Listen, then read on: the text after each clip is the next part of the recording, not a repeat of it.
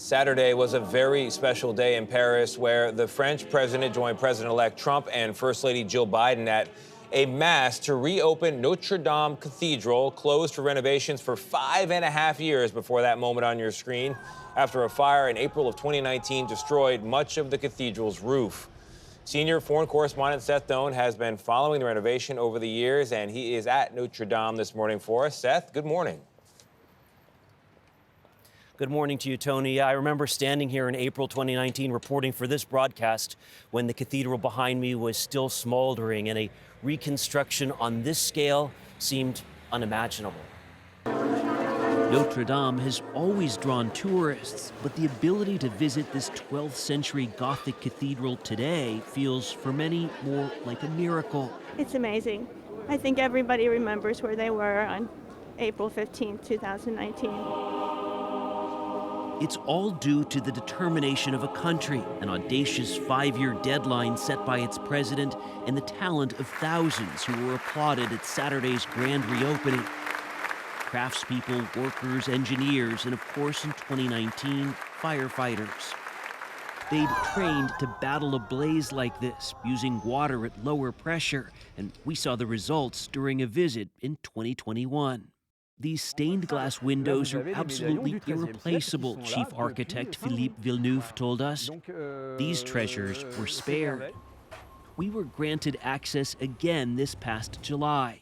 They've been removing the scaffolding, but we're still about 100 feet up in the air. To witness progress from high up on the scaffolding.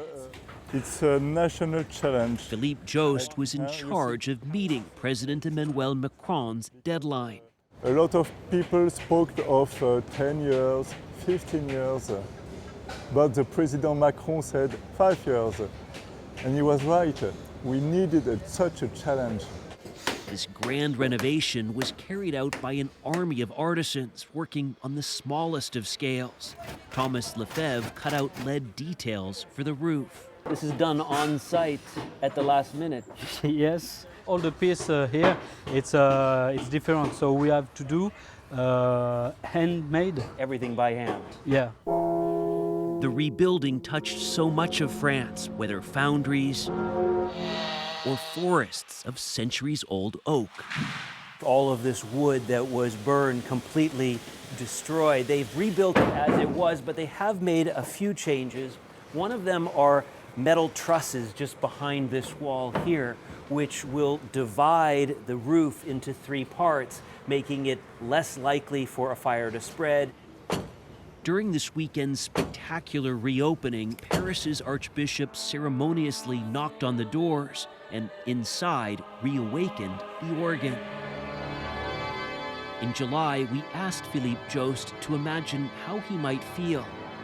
Pride, emotion, and also relief. You got it done. It's done.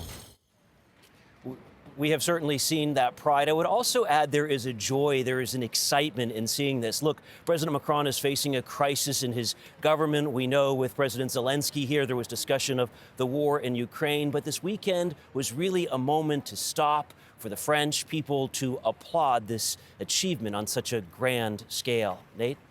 Seth Doane in Paris. Thank you.